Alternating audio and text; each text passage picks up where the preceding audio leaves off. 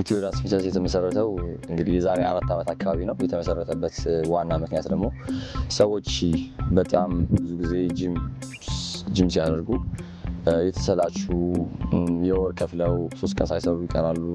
የ6 ወር ከፍለው 2 ሳምንት ሳይሰሩ ያቆማሉ እና የዓመት ከፍለው እንደዚሁ እና ይህን ስናይ ነገሮችን ሪሰርች ሰርተን በጣም ቻሌንጅ በሚያደርግ መንገድ የኢትዮ ዳንስ ፊትነስን ቢውል አደረግነው።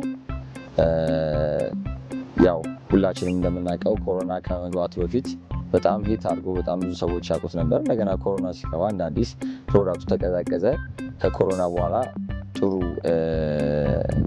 ሪሰርች ሰርተን ተቀናጅተን ምን ብለን አሪፍ ቲም ነው ያለን። ኢትዮ ዳንስ ፊትነስ ነኝ የመሰረትኩት፣ ግን ደግሞ በስሬ በጣም ብዙ ሰዎች አሉ። ይሄንን ፊትነስ እንዲሆን ያደረጉ ብዙ ሰዎች አሉ እና እንግዲህ 4 ዓመታችን ሆኗል ማለት ነው። እጅግ በጣም ትልቅ ፕሮዳክት ነው። ኢትዮጵያ ውስጥ ብቻ ሳይሆን ዓለም አቀፍ መሆን የሚችል አቅም ያለው ትልቅ የፊትነስ አይነት ነው።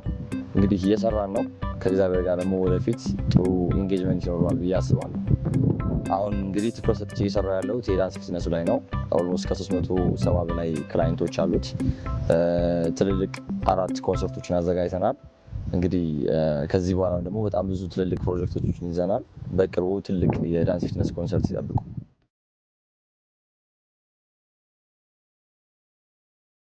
ዳንሰኛ ነበርኩኝ መጀመሪያ ብሔራዊ ቲያትር ለብዙ ጊዜ ሰርቻለሁ።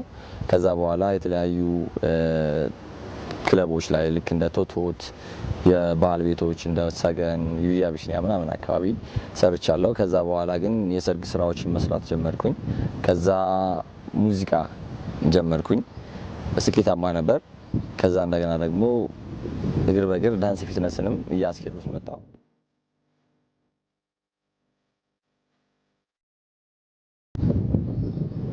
ያው ፍላጎቴ ነው፣ በውስጥ ያለው ፍላጎት ነው እና ይሄን ያህል ከሰው የተለየ ሰው ሆኜ አይደለም። ግን ምንድነው ብዙ የኢስት አፍሪካ ወጣቶች ራሳቸውን ወርልድ ዋይድ አድርገው ትልልቅ ፕሮጀክቶችን እየሰሩ እናያለን እና ዋይ ኖት እኛ ኢስት አፍሪካ ውስጥ ሆነን እንዴት ነው ይሄን ነገር የማንሞክረው የሚል እምነት ስለነበረኝና ብንሞክረውና ብንሄድስ እኔ ባይሳካልኝ ሌሎች ከኔ በኋላ የሚመጡ ሰዎች ይሳካላቸዋል የሚል እምነት ስለነበረኝ እኔ እንደ ጀማሪ ልሆንና ከኔ በፊት የጀመሩ ሰዎች አሉ፣ ግን በእኔ እድሜ ደግሞ የሞከሩ ሰዎች ስላልነበሩ እስኪ ልሞክረውና ከዛ ደግሞ የኔ ጓደኞችም አሉ መንገዱን ማሳያቸው ብዬ ነበር። ግን ያው የኔ ትንሽ ፈርቀዳጅ ሆኖ ተገኘና በደንብ መጉላት ቻለ።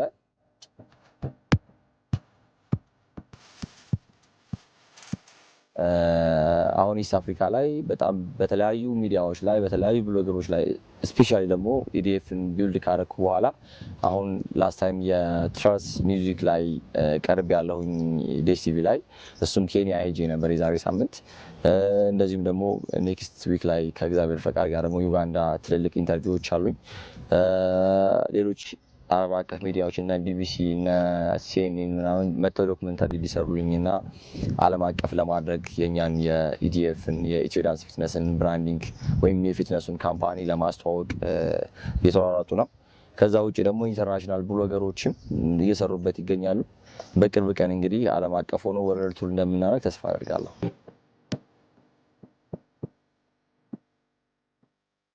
ስፔሻሊ ደግሞ አብዛኞቻችን ያው የመጣንበት መንገድ አለ። ቤተሰብ ያው ያን ያህል ጥሩ ኢንካም የለውም። አንዳንዶቻችን በጣም በችግር ያደግን ልጆች ነን። ግን አዋቂ ከሆንም በኋላ ወይም ነገሮችን ማስተዋል ከቻልን በኋላ ራሳችንን ለማውጣት በጣም እየሞከርን ስንመጣ አንዳንድ ዲስአፖይንት የሚያደርጉን ነገሮች አሉ። እኔ ኢዲኤፍን ስጀምር መጀመሪያ ለ3 ወር ዊዛውት ኤኒ ከስተመር ለ3 ወር ባዶ ቤት ውስጥ ነበር ትሬኒንግ ስሰራ የነበረው ብቻዬን። ከዛ በኋላ ትሬነሮቹ ኢቭን የቤቱ ትሬነሮቹ እየመጡ የጂም ትሬነሮቹ እየመጡ ለምን ቢሉ አያቱንም ይሄ ሻወር ቤት ጫማና ፎጣ የሚያቀብሉትን ሰዎች ለምን አትሆንም? እሱ ይሻላል፣ ይሄ የሚያዋጣ አይነት ፕሮዳክት አይደለም፣ ልትሰራበት አትችልም ምናምን ነገር ብሎ በጣም ተስፋ አስቆርጠውኝ ነበር።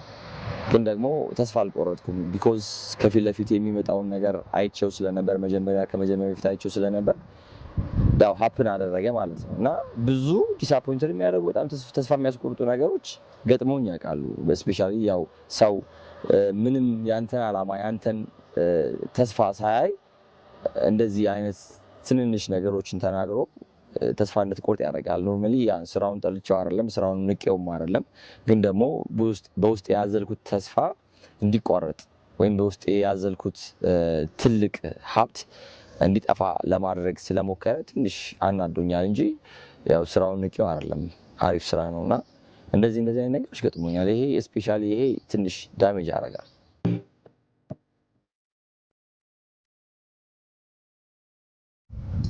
ጣፋጭ ህይወትን ያው በየቀኑ ስፖርት ከመስራት በላይ ምንም ጣፋጭ ህይወት የለም ፎር ሚ።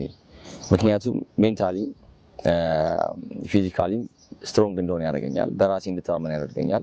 የሰውነት አካል ብቃቴ ዴቨሎፕ እየሆነ ወይም እያደገ እየመጣ ነው። ከዛ ውጪ ፊት ነኝ፣ በፈለኩት መጠን የፈለኩትን አይነት እንቅስቃሴ ማድረግ እችላለሁ። ከሱስ ነፃ ነኝ፣ ከየትኛውም ሱስ ነፃ ነኝ። ከዚህ በላይ ጣፋጭ ህይወት የለም። በጣም እያጣጠምኩት ነው ያለሁት።